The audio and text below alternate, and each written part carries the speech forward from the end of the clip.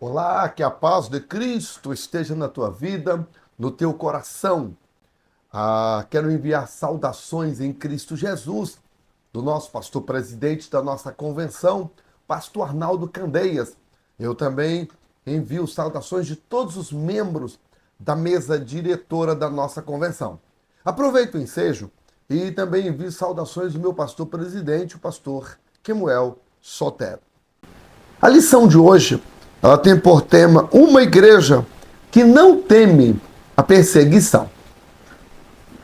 O texto áureo está em Atos capítulo 5, e o versículo 29, que diz da seguinte forma: Porém, respondendo Pedro e os demais apóstolos disseram: mais importa obedecer a Deus do que aos homens.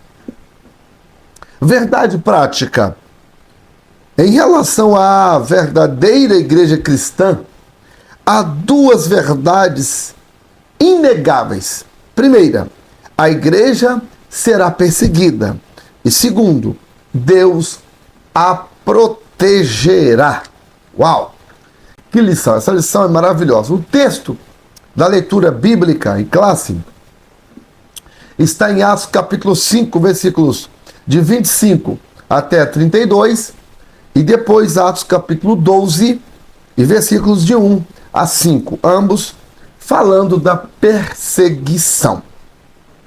Muito bem, nós devemos nesta lição destacar uma coisa, que a igreja, ela não está abandonada, ela não está sozinha nesse mundo. A igreja, ela não é de pastor, não é de homens, ela não é uma sociedade ou uma associação que está dependente dos órgãos humanos. A igreja, ela é um organismo vivo. E o dono dela se chama Jesus Cristo. Obviamente que a gente chama de igreja a instituição organizada, do CNPJ, mas isso são só questões aqui da terra. A igreja mesmo, ela é um organismo vivo, ligada diretamente no céu, ligada em Deus. Deus é o dono da igreja. A igreja, ela é a agência de Deus na terra. É através da igreja que Deus se manifesta, opera e realiza os seus feitos no mundo. Portanto, a igreja não está sozinha, embora a igreja, ela enfrenta uma batalha, a ponto de Paulo escrevendo aos Efésios, Paulo diz no capítulo 6, a partir do versículo 10, Paulo diz assim: no demais, irmãos meus, fortalecei-vos no Senhor e na força do seu poder, revesti-vos de toda a armadura de Deus. Então aqui, Paulo começa a citar as armaduras de um soldado romano: o capacete, a couraça, a espada, escudo, os pés calçados com um calçado especial. Então, a armadura de um combatente, de um soldado. E a Bíblia, inclusive nesse texto, diz que não temos que lutar contra a carne e o sangue, mas sim temos que lutar contra as potestades, contra os príncipes desse mundo. Tá? Então note que a igreja, ela é um exército e ela está em franco combate contra o mal. Então, portanto, o mal se levanta para perseguir a igreja, mas a igreja, ela é um exército que tem Jesus Cristo como seu general de guerra.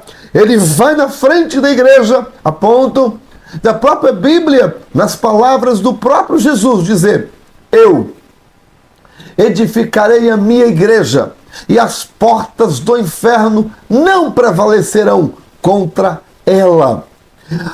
Mateus capítulo 16 e versículo 18. Jesus aqui nesse texto de Mateus, ele diz que a igreja, ela é dele.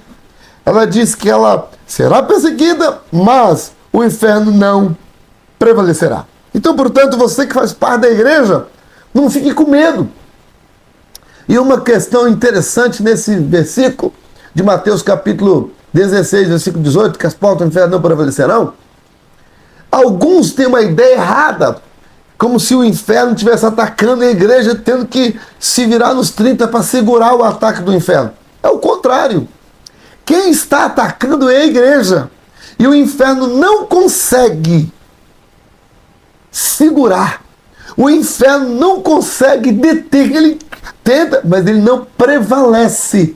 Ele não sustém, ele não aguenta a marcha da igreja, porque a igreja o atropela, passa por cima e a igreja vai chegar lá no céu. Portanto, a igreja, ela é a igreja triunfante e ao mesmo tempo militante na terra, porque Jesus Cristo é o seu general. No ponto 1 da nossa lição, tratando da perseguição, que ela é um exército, que ela é um organismo vivo, que ela é militante, que Jesus é o seu dono, que ela não está sozinha na terra, né?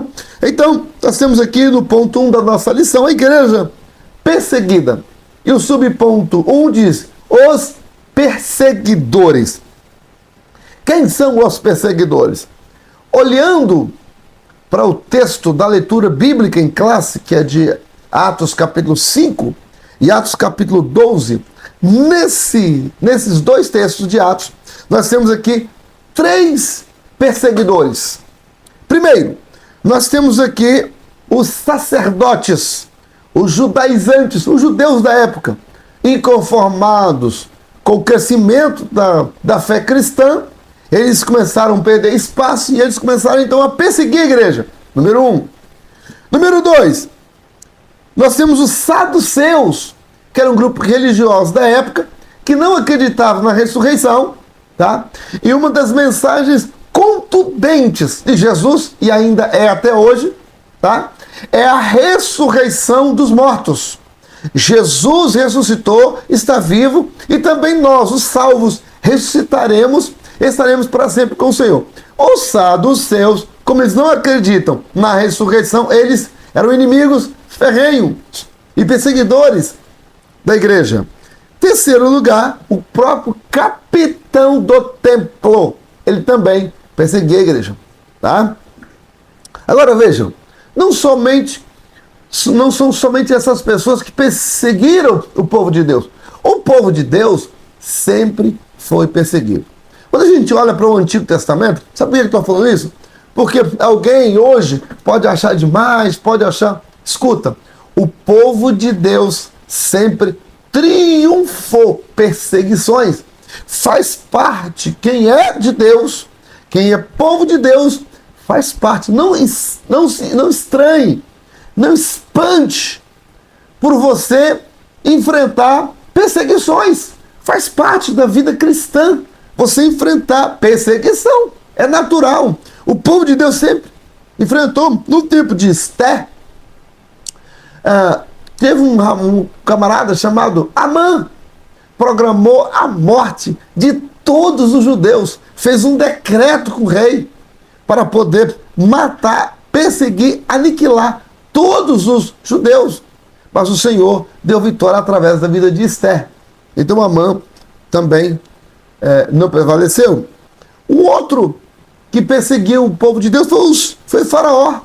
Faraó também mandou matar as crianças de 2 anos para baixo, né? Outra pessoa que perseguiu a igreja foi os imperadores romanos. Aqui em Atos capítulo 12, o próprio Herodes mandou matar Tiago à espada.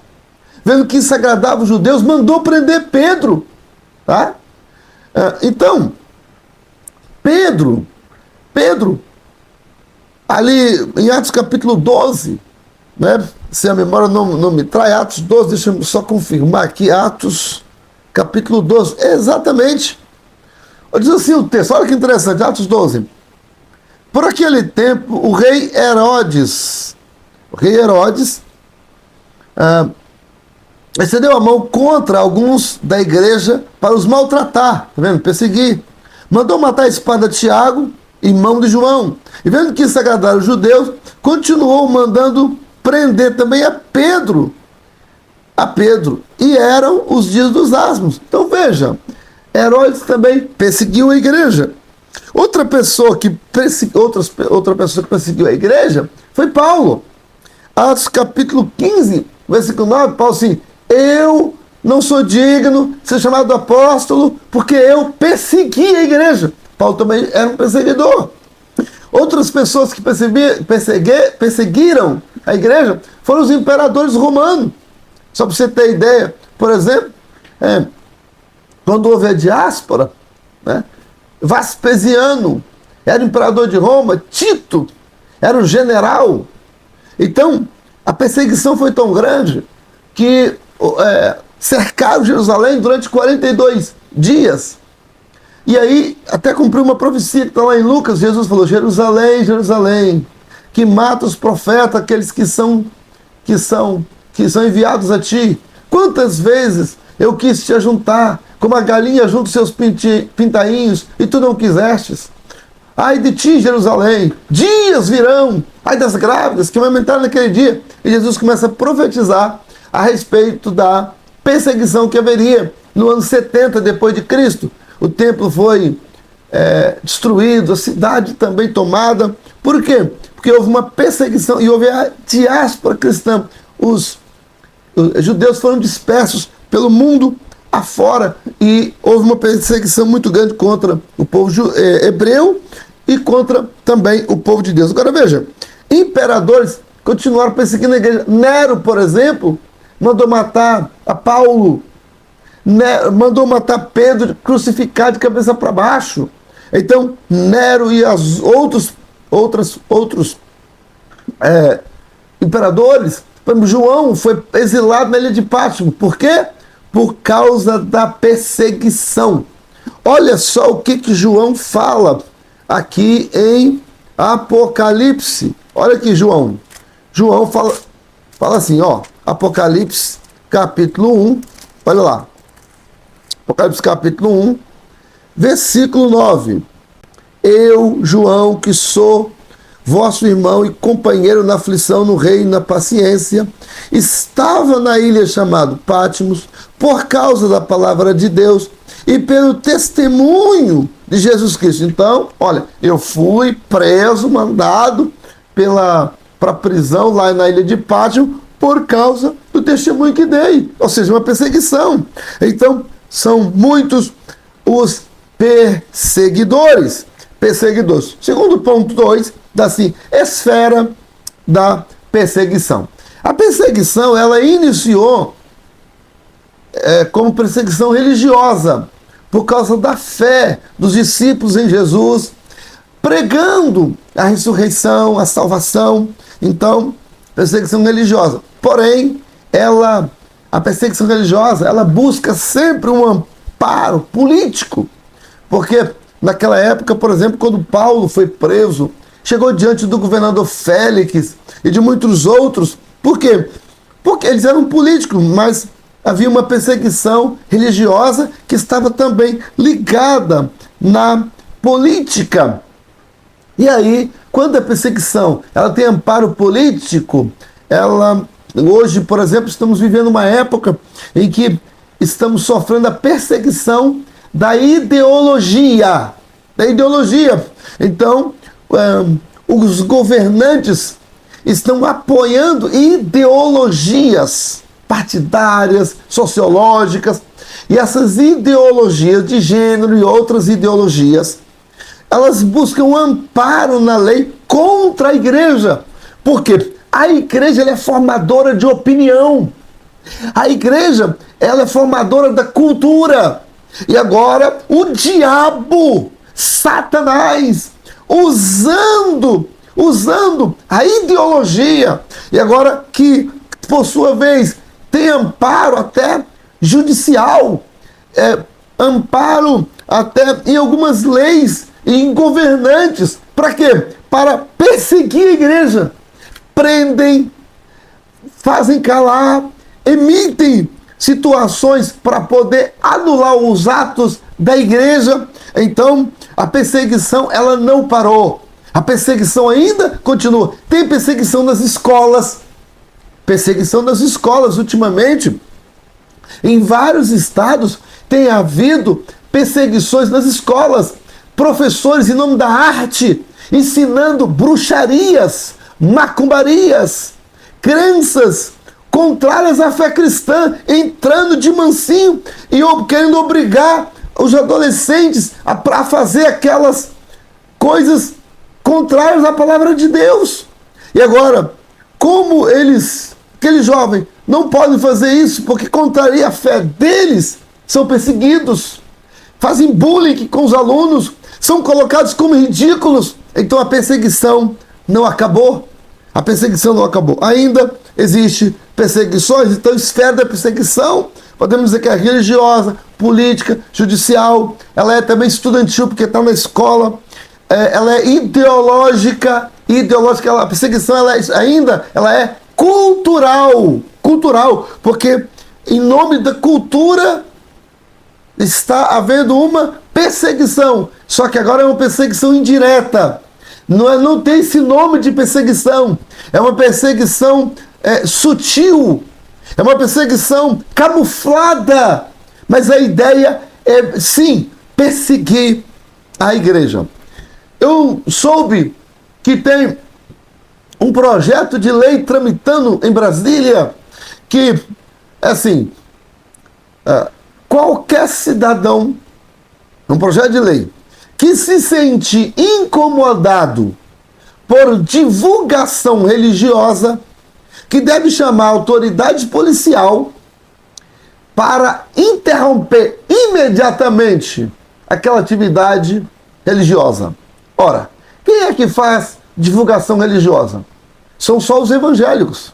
Então essa lei, ela tem, esse projeto de lei, que ainda não virou lei, graças a Deus, esse projeto de lei tem um endereço. Ela é um projeto que está camuflado para poder perseguir os evangélicos. Ora, evangélico faz pregação dentro do ônibus, nas ruas, nas praças, nas escolas, nos hospitais. Então a pessoa está ali e fala, está me incomodando, chama a polícia, manda parar com aquilo. Note, então isso é uma lei, um projeto de lei que visa perseguir indiretamente a igreja, que a igreja, outra coisa, estão se caçando a liberdade de expressão. A igreja precisa da liberdade de expressão para pregar o evangelho. Quando eles cortam a liberdade de expressão, é uma perseguição sutil à igreja. Então note que são muitas as esferas da perseguição. O subponto 3 do ponto 2, ou melhor, do ponto 1 ainda, no ponto 1 nós temos aqui os perseguidores, já falamos, né? Já falamos aqui os sacerdotes, os saduceus, o capitão da guarda, Amã, Faraó, Herodes, os imperadores romanos, o próprio Paulo, são os perseguidores, né? Hoje em dia, nós temos outros perseguidores, e a gente tem que ter cuidado em falar, porque pode ser preso, né? Depois, subponto 2 do ponto 1, esfera da perseguição religiosa, política, ideológica, estudantil, como que eu digo, ainda ideológica, estudantil, religiosa, política, sociológica, né? Sociológica, eu queria dizer uma outra esfera, que é cultural, a esfera cultural. Usa-se a esfera cultural, esfera legislativa. Esfera legislativa. A esfera legislativa também, muitas vezes, são usadas para perseguir os cristãos. Ok? Subponto 3, a igreja enfrentará a oposição. Então, não é de se estranhar que a igreja sempre enfrentará a perseguição. Devemos nos preparar para isso, porque faz parte da vida cristã enfrentar perseguições. O segundo ponto da lição diz assim, a igreja protegida. Um anjo de Deus. Em Atos 5, aqui mesmo em Atos capítulo 12 também, Atos 5 e Atos 12, o anjo do Senhor, Atos 5 e 19, deixa eu ler aqui primeiro esse texto, Atos 5 e 19, penso que está, não está, eu pensava que estava no texto da lição, mas não está, Atos 5 e 19, diz assim, Mas de noite, um anjo do Senhor abriu as portas da prisão, tirando-os para fora e disse: Ide, e apresentai-vos no templo, e dizei ao povo todas as palavras desta vida. Aqui está falando de Pedro, que estava preso por causa daquele rapaz que tinha sido curado na Porta Formosa. E então os sacerdotes, os saduceus, o capitão do templo mandam prender a Pedro, mas um anjo vai lá de noite e tira a Pedro. Então, Atos 12 também tem que o anjo vai na prisão, as portas abrem automaticamente e eles saem da prisão. Pedro estava na prisão e ele sai da prisão também com a mão de Deus. Ou seja, sobrenaturalmente, de forma sobrenatural, Deus tira, enviando um anjo na prisão para tirá-los da prisão. Ou seja, o Senhor protege os apóstolos, protege os obreiros da igreja. Então, Deus envia o seu anjo para guardar o seu servo e proteger a igreja. Em segundo lugar, a intercessão. A igreja, em Atos 12, 5, fazia contínua oração pelos apóstolos. Então, como é que a igreja recebe proteção? Primeiro, através do anjo do Senhor. Segundo, através da intercessão ao Senhor. E em terceiro, nós vemos aqui, na verdade, que é uma consequência, que é o valor da oração. Quando a igreja ora, o Senhor realmente responde e o seu povo é livre. Terceiro lugar, a igreja, ou melhor, terceiro ponto da lição, a igreja destemida. Testemunho com poder. Em Atos, capítulo 5 e versículo 25, escrito está: E chegando anunciou-lhe dizendo: Eis que os homens que encerrastes na prisão estão no templo e ensinam o povo. Ó, porque eles tinham prendido, no caso aqui, a Pedro, e eles estavam presos, na verdade, né? E aí o anjo vai lá e os tira da prisão. E depois alguém fala assim: olha, aquele homem que estava preso agora está lá no templo, com toda a ousadia, pregando. E ele, com grande poder, pregava ali, dava testemunho, um testemunho de poder. Uma outra coisa também era a convicção de fé de Pedro. Por quê?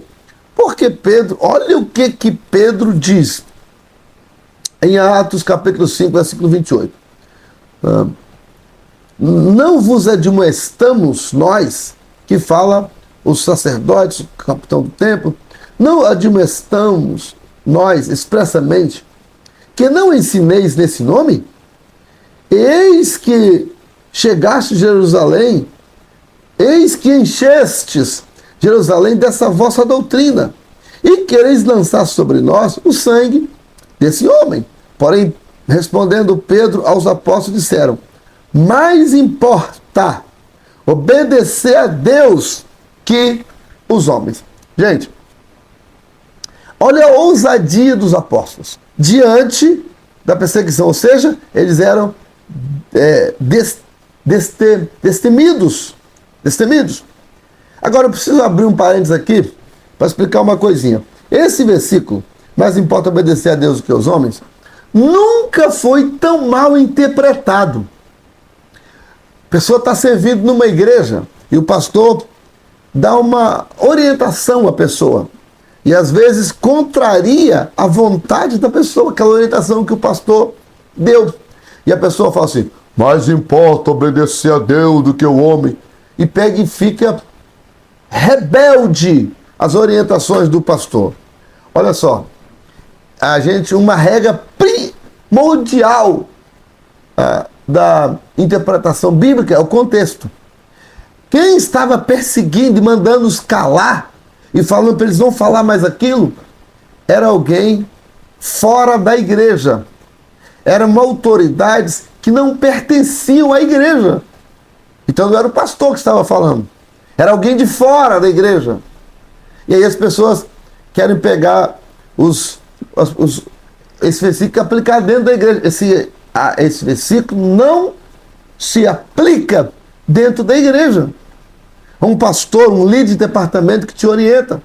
Segundo, eles estavam proibindo pregar o evangelho. Jesus mandou ir por todo mundo e pregar o evangelho. Eles estavam obedecendo a Jesus. Eles estavam pregando o evangelho. Eles não estavam fazendo nada demais. Eles estavam obedecendo ao Senhor. E como eles estavam pregando, muita gente estava se convertendo. E o evangelho estava crescendo. O motivo da proibição era o motivo de querer parar a igreja. Então, quando alguém de fora tenta parar a igreja, dá ordens contrárias aos que o Senhor Jesus, nosso Salvador, já nos deu, aí, meu amigo, aí sim, mais importa obedecer a Deus do que os homens. Então, a palavra de Deus, ela é superior a qualquer lei da terra, porque a Bíblia é divina. Deus está acima de todos os governantes do mundo. Então, quando alguém dá-nos uma ordem absurda acima da Bíblia, nós deixamos o homem e obedecemos a Deus que está na Bíblia. Mas note que o contexto aqui não é alguém direito, não é o seu pastor, não é o seu líder, não é o presbítero da igreja, o diácono, o líder de departamento, não é isso. É alguém de fora da igreja, um ímpio fora da igreja, mandando você parar de fazer as coisas da igreja. Então, mais importa obedecer a Deus do que aos homens nesse sentido. Ok? Muito bem. A convicção de fé. Então, Pedro estava convicto. Ao concluir, nós podemos ver que a igreja, ela terá sempre perseguidores. Nós vimos também que a esfera da perseguição, hoje ela ampliou. E por último, nós vemos que a igreja vai ser sempre protegida por Deus, guardada, auxiliada pelo Senhor para enfrentar as perseguições. E por fim, nós devemos ser determinados em obedecer ao Senhor, em enfrentar as perseguições e não baixar a guarda e não ceder às perseguições. Existe uma promessa aqui na palavra de Deus para aqueles que não cederem à perseguição. Em Apocalipse, capítulo de número 3, versículo 10. Como guardaste a palavra da minha paciência, falando para uma igreja perseguida, tá? Como guardaste a palavra da minha paciência, também eu te guardarei da hora da tentação que há de vir sobre todo mundo. Ó, eu te guardarei da tentação que há de vir sobre todo mundo, para tentar os que habitam na terra. Eis que cedo venho, e o meu galardão está comigo. Eis que cedo venho, eis que vem sem demora, melhor dizendo. Guarda o que tens, para que ninguém tome a tua coroa. E ao que vencer, eu farei coluna do templo do meu Deus, e dele nunca sairá, e escreverei sobre ele, desculpa, o nome do meu Deus, o nome da cidade do meu Deus, da Nova Jerusalém, que desce do céu do meu Deus, e também o meu novo nome. Quem tem ouvidos para ouvir, ouça o que o Espírito diz às igrejas. Então, ao que vencer, a promessa para quem vencer, para quem for determinado, para quem enfrentar a perseguição e sair do outro lado. Ainda no capítulo 2 de Apocalipse, versículo 10, nada tema das coisas que has de padecer. Ó, eis que sejais tentados, e tereis uma tribulação de 10 dias. Ser fiel até a morte, e dar-te-ei a coroa da vida. Apocalipse 2 e versículo 10. Ser fiel até a morte, e dar-te-ei a coroa da vida. É assim que nós concluímos essa lição sobre a perseguição. Ser fiel até a morte, porque a coroa da vida nos espera. Paulo, quando chegou ao final da sua carreira, ele fala: combati o bom combate, acabei a carreira, guardei a fé. Desde agora, a coroa da justiça me está guardada, no qual o justo juiz me dará naquele dia. Ele estava pronto para ser fiel até a morte, esperando a coroa da justiça. Que Deus nos abençoe e até a nossa próxima aula, se Deus quiser.